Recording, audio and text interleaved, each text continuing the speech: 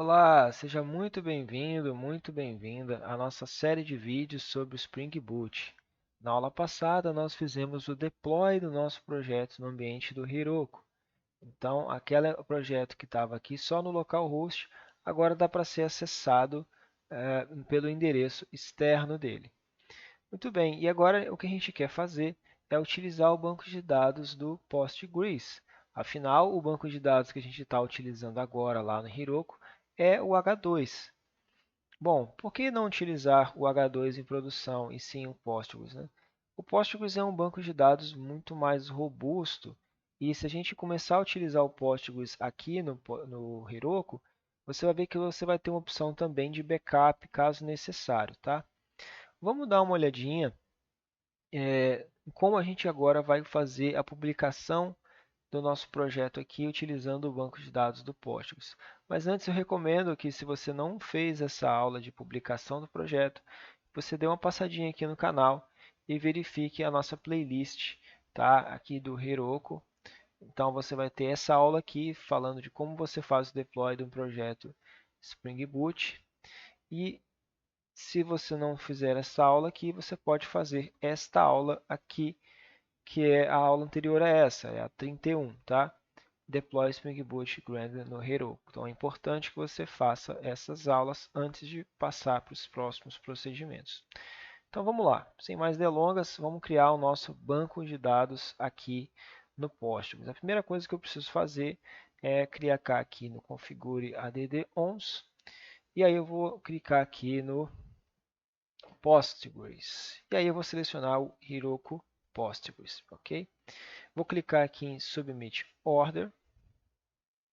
Pronto, nosso banco de dados está, por assim dizer, criado aqui no Postgres. Se você clicar aqui dentro do seu banco, ele vai te dar algumas informações. Então, vamos esperar ele abrir. E agora eu tenho aqui nos Settings, essa opçãozinha aqui de Database Credentials. Então, vamos dar uma olhadinha. E agora você tem acesso, tá vendo, ao nome do banco, ao usuário, ao password, ao host. E agora a gente vai colocar essas informações lá no nosso projeto, tá bom? Então deixa eu trazer isso para cá. E vamos agora trazer para o nosso projeto. Bom, vamos pensar o seguinte.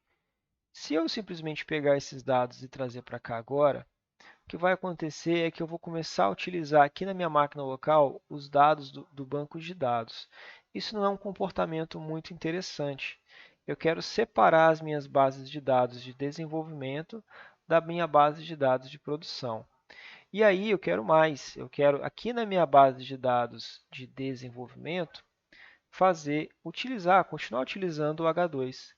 Enquanto, quando eu estiver trabalhando lá no Heroku, eu quero trabalhar com a minha base de dados do Postgres, tá? Mas aí, como é que eu faria essa divisão aqui dentro?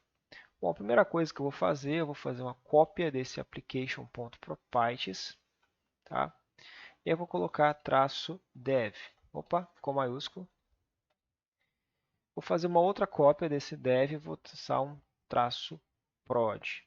E aí agora eu preciso criar alguma coisa que faça a identificação desse arquivo aqui, "-dev" e "-prod". O que seria isso? Bom, a gente precisa escrever aqui no nosso projeto o Spring, vou colocar aqui em cima, Spring.profiles é igual a prod. Perdão, nós estamos no dev aqui, né?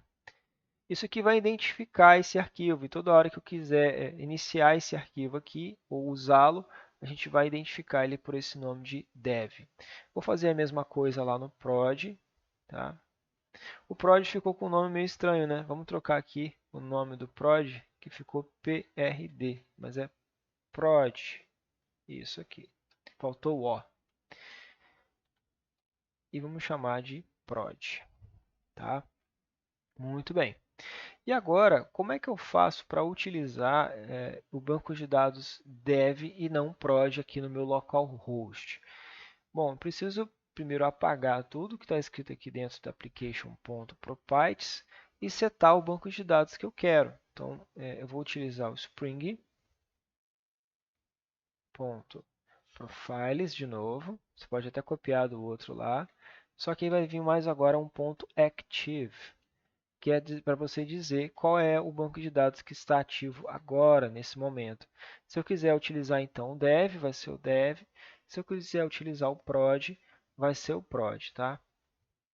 Bom, aqui no nosso localhost a gente vai utilizar o dev.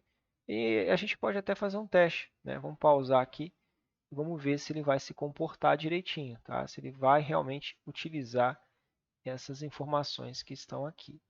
Eu vou abrir aqui o meu localhost e agora o meu localhost, repara que ele não precisa mais daquela porta, né? Eu coloquei aquela informação de porta ali, tá vendo, ó? Localhost, usuários, ó.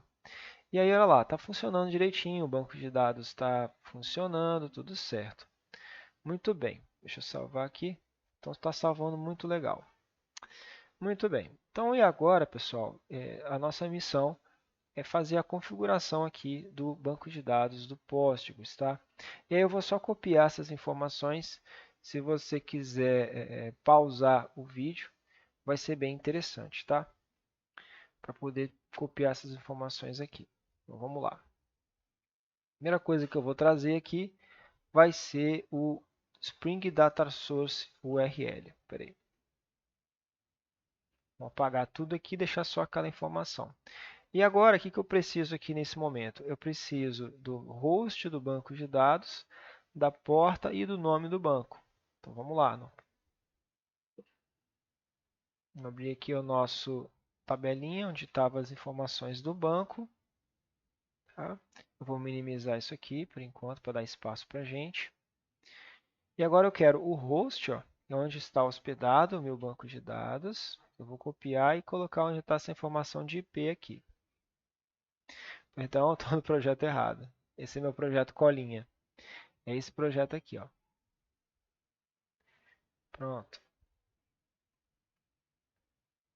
A tela splitada fica um pouquinho complicado mostrar, mas vamos melhorar isso aqui.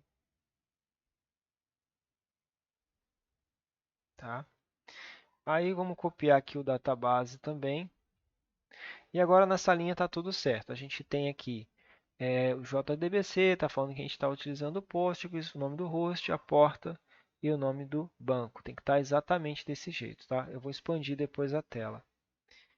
E aqui, vamos dar uma olhadinha no meu projeto colinha, que eu não sou de ferro, né? A próxima informação é o Spring Data Source Username. E aí o que a gente vai colocar aqui? O nosso user, ó. Então vamos lá. Nosso user. E aí depois vem o Spring Data Source Password, tá? Que vai ser o password que ele mandou para a gente aqui. Tem mais alguma coisa? Sim, Spring Data Source Show URL, tá bom? E aqui o Hibernate. O que significa isso aqui? Ele vai mostrar para você tudo o que está acontecendo de inserção ou edição lá no seu banco de dados, tá? São os comandos que ele faz para poder fazer alteração no seu banco. Isso aqui você pode deixar como, você pode apagar se você quiser, tá? Mas eu vou deixar aqui por enquanto assim. E update ele vai se comportar muito parecido, se não igual aquele que está acontecendo lá no H2. Quando você coloca aqui create, ele destrói as tabelas e cria de novo. Já o update ele faz apenas a atualização do seu banco, tá bom? Vamos deixar aqui como update, porque a gente não quer perder os dados do banco. Bom, e agora, hein? O que está faltando? O que está faltando, pessoal, é o seguinte. Quando a gente fizer o deploy desse código da forma como ele está agora, ele vai executar lá no nosso Heroku o Active Dev, tá? E aí a gente quer escapar disso. A gente quer fazer com que ele acione o prod, tá? Esse cara aqui. Como é que a gente vai resolver isso? Bom, vocês lembram do... eu fiz alguma besteira aqui. Ah, tá, mas só abriu. Vocês lembram do nosso Procfile? Procfile é o arquivo responsável por executar o projeto buildado lá no Heroku. Então, o que eu vou fazer? Eu vou passar aqui dentro do Procfile uma outra informaçãozinha. Vamos falar o seguinte. Menos, menos. Tá? Spring Boot. Ou Spring.profiles.active é igual. Vamos dar uma maximizada aqui. é igual a prod, tá bom? Isso você vai dizer o seguinte, olha, quando você iniciar o meu projeto, você iniciar aquele projeto que foi buildado aí no Heroku, eu quero que você ative a minha application prod, tá? Que vai ser essa daqui. E aí agora sim a gente consegue setar e não precisa mais ficar se preocupando em ficar trocando daqui do application.proprietary entre dev e prod, tá bom? Bom, vamos lá agora. Então nós fizemos a troca aqui do nosso Procfile, tá? Fizemos a inserção aqui dos dados. Agora o que falta é apenas, né, dar o commit e o push, tá? Então dá uma olhadinha aqui bem, deixa o seu bastante igual, não esquece de colocar porta, senão dá problema, tá?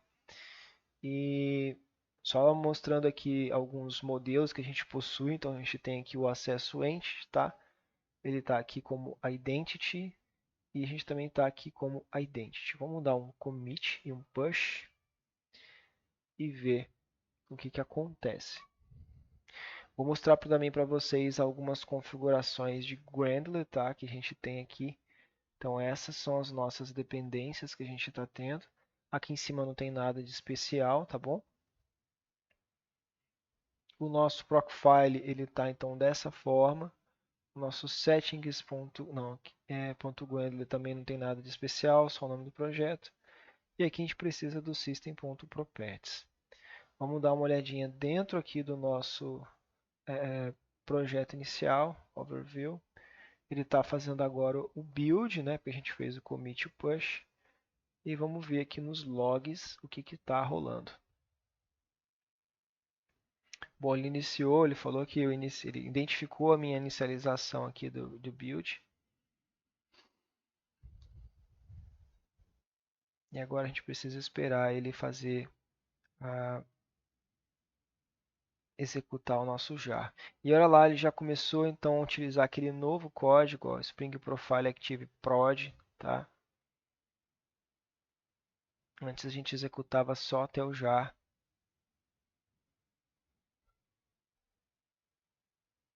E agora está aceitando o tráfego. Isso significa que a aplicação está pronta para ser aberta. E pronto, está lá a nossa aplicação.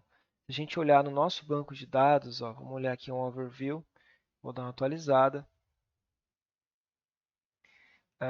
Vamos dar uma atualizada aqui. Vamos dar aqui, colocar em usuários, tá?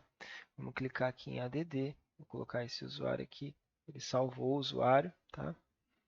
E vamos ver aqui como é que está a nossa base de dados. Então ele criou lá, ele está vendo duas tabelas, que é provavelmente nossa tabela usuário e nossa tabela acessos, tá? E ele criou aqui agora 3 linhas, tá bom? Se você tiver aqui com o IntelliJ IDEA Professional Version, você tem a opçãozinha aqui de database, aí você consegue inserir essas informações aqui e acompanhar a informação sendo digitada lá no database.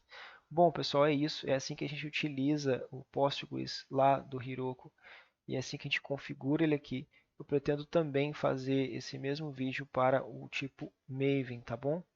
Agradeço a todos, muito obrigado, até mais.